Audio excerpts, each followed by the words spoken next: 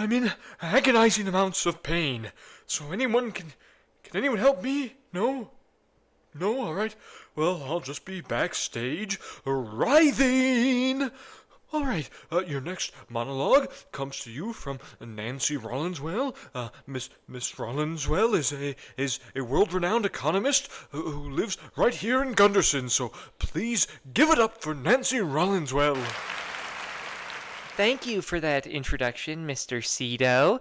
The topic for my monologue is going to be the economic history of the United States through the 21st century. So I'm going to be providing kind of the foundational elements to understanding this topic and hopefully provide you with more insights into how to understand the world as we are experiencing it today. I think a fitting place to start is with the dot-com burst of 2000, a year in which long-term speculation in tech markets caused the NASDAQ to fall by nearly 80%. This is the same year that my son would hand me a drawing on his 4th birthday entitled Blarno the Dinosaur. Depicted a creature who was very reminiscent of Barney the dinosaur. I complimented his work and didn't think much of it.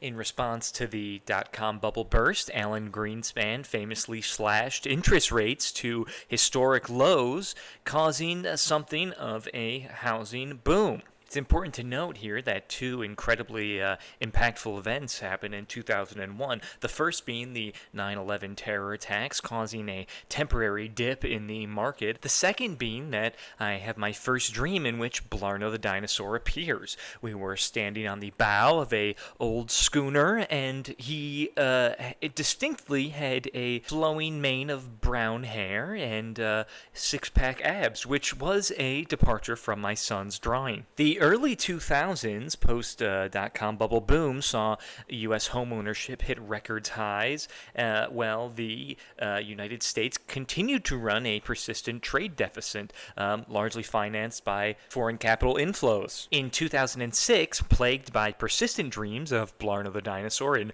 various states of undress, I decided to take my own stab at drawing him.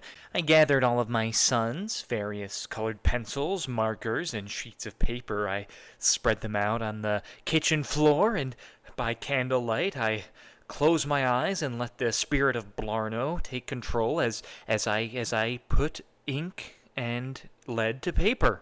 And as I felt my hands complete the drawings, I opened my eyes and found myself greeted by a beautiful, if I may say, illustration of a completely nude Blarno. My first time seeing him in this state, I was shocked to find him ample in both phallus and bosom, and upon further inspection, I noticed that he appeared to be in the early stages of a pregnancy. In 2008, the collapse of Lehman Brothers triggers a global credit freeze, a stock market crash, and suddenly we find ourselves in the Great Recession. The Dow Jones lost over 50% of its value from peak to trough, and unemployment surged to 10% in October of 2009. Also in October of 2009, my son caught me at a local Spirit Halloween trying to assemble a Blarno the Dinosaur costume in an attempt to build an effigy to him and eventually summon him. I could tell that my son, a teenager at this point, was skeptical of my story of building toys for less fortunate children, but he, to his credit, kept his mouth shut. However, I could tell that the burden of carrying this secret from his father, as I urged him to do, weighed heavy on his soul in the years that followed. 2009 brought the American Recovery and Reinvestment Act, which signaled a long but uneven recovery from the crisis. The country's GDP grew, but recovery proved to be slower than post-World War II norms. Persistent high unemployment and underemployment characterized the beginnings of the 2010s decade, and 2011 and 13 saw debt ceiling crises and government shutdown. 2013 also ushered in the return to Blarno into my life after a brief hiatus. My son, catching me in the act of building the effigy to Blarno, briefly caused me to reconsider my path. For a while there, we were one happy family again, and it was like nothing had ever happened. But as it was, I felt myself called strongly to complete the effigy, and I promised that that would be the end of it, but as I'm sure you could tell, at this point I was in part of a destructive cycle. I spent my nights conversing with the effigy I constructed in the attic, a ring of candles around, hoping that one day I could see Blarno's face for real. By now, my husband and I slept in separate bedrooms, and he spent long hours into the night at the office. Or so he said. It's perfectly possible that he took up an extramarital affair. Quite frankly, I couldn't have cared one way or the other.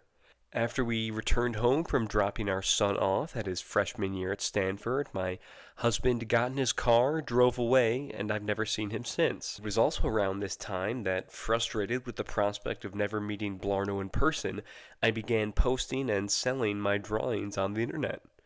I've become quite successful in this endeavor. The Tax Cuts and Jobs Act of 2017 reduced corporate tax rates from 35% to 21%, aimed at boosting investment, and unemployment fell below 4%, the lowest in decades. This brings us to the COVID-19 pandemic. Now, I'm sure that the COVID-19 pandemic had a tremendous impact on the country's economy, but to be perfectly honest, at this point, I was completely checked out from my job and the study of economics.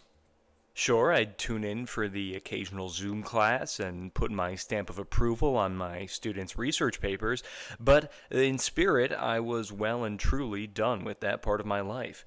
I was making enough money from my Blarno illustrations that they well and truly became the center of my life, second only to the effigy. Stuffed away in my attic, I toiled day and night, making it more ornate and extravagant in the hopes of, once again, if you've not been paying attention, actually attracting the real-life Blarno.